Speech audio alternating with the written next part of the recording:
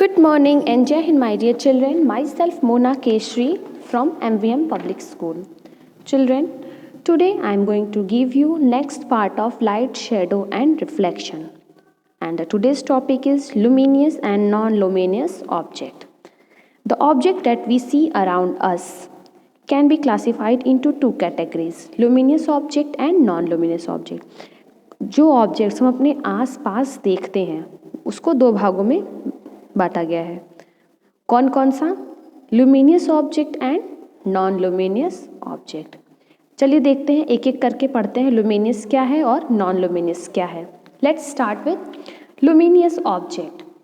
Luminous objects are the objects that emit their own light. Luminous object क्या है? जिसकी खुद की लाइट होती है, उसको हम क्या कहते हैं?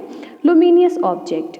For example sun and star. Sun की भी खुद की लाइट होती है और स्टार की भी खुद की लाइट होती है, तो ये क्या हुए? Luminous object. During the day the sun emit sufficient light to the earth. दिन के समय में सन जो है पर्याप्त मात्रा में अर्थ को लाइट देती है।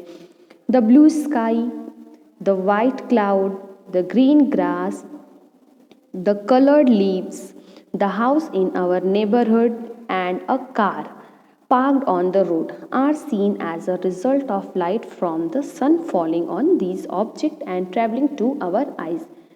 ब्लू स्काई आप देखते हो, वाइट क्लाउड देखते हो, ग्रीन ग्रास देखते हैं, लीव्स देखते हैं, अब अपने घर के बगल में पड़ोसियों को देखते हैं, घर देखते हैं, एंड अ कार, और कार जो है पार्क्ड होता है उसको भी हम लोग देख पाते हैं। किसकी हेल्प से? सन की लाइट जो फॉल करती है उसकी वजह से उस ऑब्जेक्ट पे जाएगी और उस ऑब्जेक्ट से हमारे आँख में, तो हमें वो ऑब्जेक्ट दिखाई देता है। ड्यूरिंग इवनिंग, शाम के समय में, when the earth has rotated, जब अर्थ जो है अपना पोजिशन रोटेट कर लिया होता है, where the light from the sun cannot be reach that part of the earth. तो इसका मतलब ये हुआ, जब अर्थ रोटेट कर लिया तो सन की लाइट हमारे जहाँ हम हैं वहाँ तक तो नहीं आ पाएगी, तो वहाँ पे क्या हो जाएगा? अंधेरा हो जाएगा। The object on the earth appear black, तो सभी ऑब्जेक्ट हमें कैसे दिखेंगे? ब्लैक ब्लैक दिखेंगे, और या तो दिखेंगे ही नहीं। In the absence of a torch light और a street light we cannot see neighbours house. अगर टॉर्च लाइट नहीं रहेगा, स्ट्रीट लाइट नहीं रहेगा, तो हमें अपने नेबर्स का, पड़ोसियों का घर भी नहीं दिखेगा। The green colour of the grass and the leave on the trees, और न ही हमें हरा रंग का ग्रास दिखेगा और न ही पेड़ दिखेंगे। क्योंकि वहाँ पे लाइट तो है नहीं, इसलिए हमें नहीं दिखेंगे। दे ऑल अपीयर ब्लैक, वो सब हमें ब्लैक ब्लैक दिखाई देगा। चिल्ड्रन, आई होप आप लोग को लुमिनियस ऑब्जेक्ट समझ में आ गया। लुमिनियस ऑब्जेक्ट किसको कहते हैं? जिसकी खुद की लाइट होती है, जो खुद लाइट एमिट करता है उसको हम क्या कहते हैं? Luminous object. अब आइए देखते हैं non luminous object. Non luminous object are the object that do not emit their own light. जिसकी खुद की लाइट नहीं होती उसको हम नॉन लुमिनियस ऑब्जेक्ट कहते हैं। जैसे moon, earth and the most of the object that we see around us, और बहुत सारे ऑब्जेक्ट जो हम अपने आसपास देखते हैं। जैसे बुक के पास लाइट होती है? नहीं। वॉल, दीवार, उसके पास लाइट होती है? नहीं। Moon is considered as non luminous object. Moon non luminous object है। मून को लाइट कहाँ से मिलती है? सन जब लाइट रिफ्लेक्ट करती है तभी मून को लाइट मिलती है। मून नॉन लुमिनियस ऑब्जेक्ट है, क्यों? Because it does not emit its own light but reflect the light of the sun. ये इसके पास तो खुद की लाइट नहीं है, तो जो सब सन की लाइट रिफ्लेक्ट करती है मून पर, तो हमें मून दिखाई देता है, तब मून के पास लाइट आती है। जैसे रूम में आपके अंधेरा रहेगा, आप जब बल्ब जलाओगे तभी ना आपके रूम में उजाला होगा। आइए देखते हैं हाउ लाइट ट्रेवल्स। लाइट कैसे यात्रा करती है। Shine a flash light on a wall in a dark room, means अंधेरे रूम में जाइए और टॉर्च लेकर आप उसको वॉल पर जलाइए। वॉट डू यू ऑब्जर्व, आप क्या देखे? Light travel straight on the wall, मतलब लाइट जो है सीधे कहाँ जा रही है? दीवार पर जा रही है। जब आप टॉर्च जलाओगे तो लाइट सीधे कहाँ जा रही है? वॉल पे जा रही है। Try to observe the sun light coming in a room from a small hole, you can clearly detect the beam of light coming straight in the room. आप क्या करिए? सनलाइट को देखने की कोशिश करिए जो आपके रूम में एक छोटे से होल से आ रहा है। आप देखोगे कि सूरज की किरणें आपके रूम में स्ट्रेट सीधे आ रही हैं। बाई दीज ऑब्जर्वेशन, इस ऑब्जर्वेशन से we can say that light travel in straight line, तो हम कह सकते हैं कि लाइट हमेशा सीधे ट्रेवल करती है, यात्रा करती है। This property of light is called the rectilinear propagation of light. इसी को क्या कहते हैं? Rectilinear propagation of light. Now rays and beam means किरण और किरणें। When we find a very narrow path of light which can be represented by a single line, then it is called ray of light. Ray means किरणें।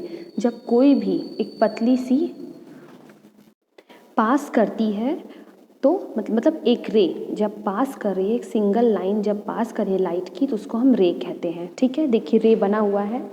ठीक children, represent रे से किया गया। जब कोई भी लाइट पास करती है तो उसको रे से दिखाया गया। The arrowhead of the line shows the direction in which it moving as shown in figure। और फिगर में देखिए एक एरो बना है, तो ये एरो हमें ये बताता है कि लाइट किस दिशा में ट्रेवल कर रही है। A bunch of rays moving together and falling on a surface is called beam। मतलब bunch of rays, bunch means झुंड, ग्रुप। रेज का जब झुंड, ग्रुप एक साथ ट्रैवल करता है और किसी सरफेस पे जाके फॉल करता है, गिरता है, तो उसको हम कहते हैं बीम। फिगर देखिए रे और बीम का फिगर बना है। रे तो अकेला है, जो अकेली लाइन है वो रे है, और बीम मतलब जब ढेर सारी रेज मिल जाती हैं तो उसको हम क्या कहते हैं? बीम कहते हैं। The arrow head of the beam of light demonstrate their direction of travelling as shown in figure. और जो एरो है बीम में या लाइट रे में, तो क्या बता रही है? डायरेक्शन हमें दिखा रही है कि किस दिशा में लाइट आपकी ट्रेवल कर रही है। द रे इन a beam can be parallel. जो रेज हैं या तो पैरेलल होंगे, या तो कन्वर्जेंट होंगे, या डाइवर्जेंट होंगे। ठीक है, जो रेज हैं बीम में या तो पैरेलल होंगे, या कन्वर्जेंट होंगे, या तो डाइवर्जेंट होंगे। The bunch of rays that meet at a particular point are called convergent ray. Means जब बंच ऑफ रेज जो है आकर किसी एक जगह पे मिलती हैं तो उसको हम क्या कहते हैं? Convergent beam of light. Figure में देखिए बीच में जो फिगर है वो है convergent beam of light. Light आ रही है और जाकर एक दिशा में मिल रही हैं।